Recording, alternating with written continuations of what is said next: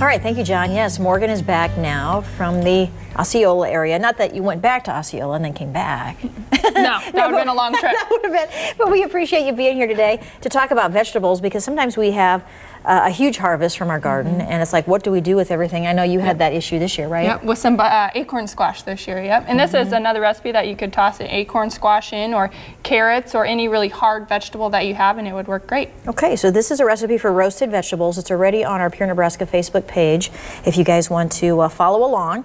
So tell us what we need here. Really, any vegetable, you said? Yep, so today we have Brussels sprouts, red onion, and butternut squash, and then we also threw in some bacon for good measure. Can't go wrong with bacon on anything, right? Exactly. Okay, so what do we need to do? So first, you just put everything on the tray, and so we're just making half a recipe today, otherwise it would make quite a lot. We have about, I think, a half a pound here of Brussels sprouts, half a red onion, and then half a butternut squash. Where'd you get this recipe, Morgan? Originally, I found it on the Pioneer Woman's Facebook page, and then my mom and I kind of just tailored it to what we liked, and you can kind of make it your own. Yeah, Ree Drummond, she has some great stuff. Yes, she does. And so then you like to drizzle it with some olive oil. Try not to get too heavy-handed.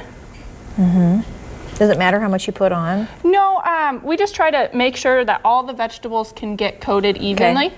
And then we sprinkle it with some different spices. So we have chili powder, and if you don't like chili powder, you could sub a different spice that your family likes better. Or just put a little bit on? Don't put as exactly. Much on. Okay. And then a little bit of salt. A little bit of pepper. Is this garlic? Yes, and then we need some garlic. Garlic is really good for you too. Yes. And it just adds a little more flavor to some of the vegetables.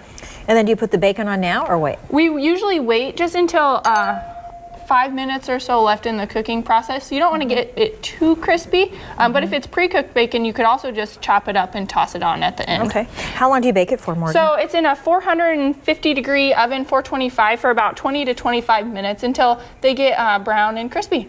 Okay, and there's that recipe. Again, we do have it on our Pure Nebraska Facebook page if you want to copy it. And so I'm going to give it a try here now. It looks so pretty. We have to show this to folks. Look at that, if they can get a shot of that. Very, very pretty. And so I'm going to put some here to try. And I love Brussels sprouts. So this, I mean, really, I like everything you have here, Morgan. Good. Okay. And then if you'd like, you can also drizzle some balsamic glaze over the top, just a little something extra. And you can make your own balsamic glaze, or we just bought this one from the grocery store. So. Wow, really, really good. I like it. The vegetables are tender. Yes. Perfect. Again, we have that Facebook recipe for you. Back to you, John. All right.